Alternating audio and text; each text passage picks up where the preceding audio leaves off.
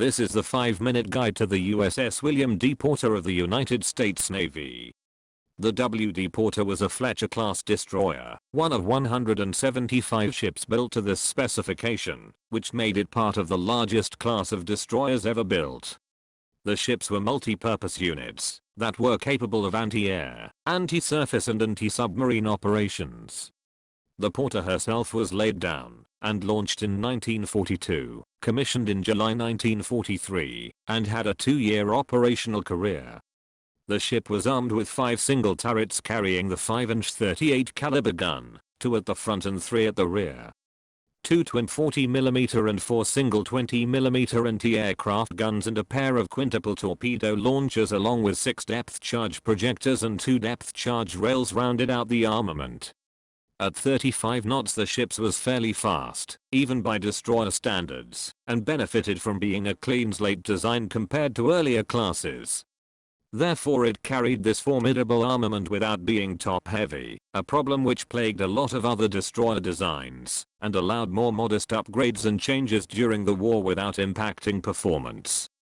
For added strength in the hull the deck was continuous, although this did make them a little cramped, and less able to deal with heavy seas than other designs which carried an extra forecastle deck. So you might think, why focus on one random ship instead of covering the Fletcher class more generally? The answer is that this particular ship has a reputation as being spectacularly unlucky, as in, Hitler should probably have given it the Iron Cross for services rendered to the Axis powers. Emperor Hirohito should also have given it the Order of the Golden Kite, that's the bird, not the toy. Or so the legend goes. However, this reputation is somewhat undeserved and overstated, although the ship did manage some fairly spectacular errors. Let's try to set the record straight by going over the most commonly stated claims one at a time. Claim 1. The ship managed to damage its sister ships just by leaving port. The story goes that through not raising the anchor enough and backing out too close, the Porter inflicted damage on adjacent destroyers by the simple act of leaving port on its first real mission. However, the log the Porter does not record this incident, nor do the logs of the USS Cogswell of the USS Young, which were the ships either side of the Porter. So it seems unlikely that this particular event occurred, although incidents similar to this were not uncommon at times in the Second World War. Claim 2. Once they had managed to reach their mission assignment, to escort the USS Iowa across the Atlantic, they managed to drop a live depth charge overboard by accident, either nearly damaging themselves or the Iowa, which was carrying the president, and sparking a massive hunt for a U-boat as everyone else thought the explosion was a torpedo from a submarine. Again, neither the Porter nor the Iowa record either a depth charge detonation nor a U-boat search on the day in question.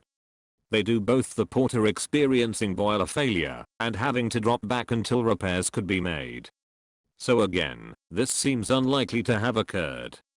Claim 3. After the Iowa conducted a practice anti-aircraft drill, the Porter, along with the other escort ships, also demonstrated a torpedo drill by simulating a launch at Iowa.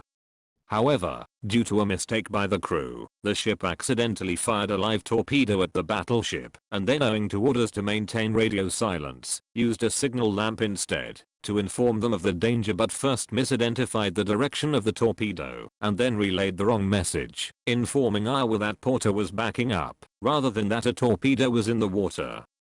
Finally, the destroyer broke radio silence, warning the Iowa, which had to turn hard to avoid being hit by the torpedo. President Roosevelt, meanwhile, learning of the incoming torpedo threat, had asked his Secret Service attendee to move his wheelchair to the side of the battleship so he could see. The torpedo detonated in the ship's wake, some 3,000 yards astern of the Iowa, which was unhurt, but according to legend, trained her main guns on William D Porter out of concern that the smaller ship might have been involved in some sort of assassination plot. Following which the entire crew was arrested. This once is actually true for the most part, except the part about the crew being arrested. Only the man responsible for the torpedo screw up was arrested, and the president intervened in his behalf. All in all, a pretty spectacular story all on its own. Claim 4. After being reassigned to the Northern Pacific, a drunk sailor accidentally shelled the base commander's house with one of the ship's main guns. Whilst this claim is widely repeated all around the internet, I could not find any original sources backing this up, which should be available, as attacking your own base would have resulted in some type of formal disciplinary hearing. Claim 5. The ship was sunk by an aircraft it had already shot down. This is actually true. On the 10th of June 1945, an obsolete HED-3A Val dive bomber dropped out of the clouds and made straight for the warship. The destroyer managed to evade the suicide plane, which hit the sea nearby. The momentum carried the aircraft directly beneath the Porter before it exploded. This lifted the ship out of the water and then dropped back again in a manner similar to a modern keel-breaking torpedo. She lost power, steam lines shattered, and a number of fires broke out. For 3 hours her crew struggled to keep the ship afloat, but eventually the USS William D Porter heeled over to starboard and sank by the stern. This last is also true, but it should also be noted that nobody on board was killed. All were recovered safely by nearby American ships. During its brief career, the ship had also shot down several dozen Japanese aircraft, supported and supplied American troops, and bombarded enemy positions. Pending further evidence from period sources, however, it would appear that apart from almost accidentally blowing up the American president and sinking in a somewhat unique manner, the poor ship has suffered from an unjust reputation. That said, would have thought those incidents alone would be enough. That's it for this video. Thanks for watching. If you have a comment or suggestion for a ship to review, let us know below. If you have any further sources on the Porter's career, that would also be nice.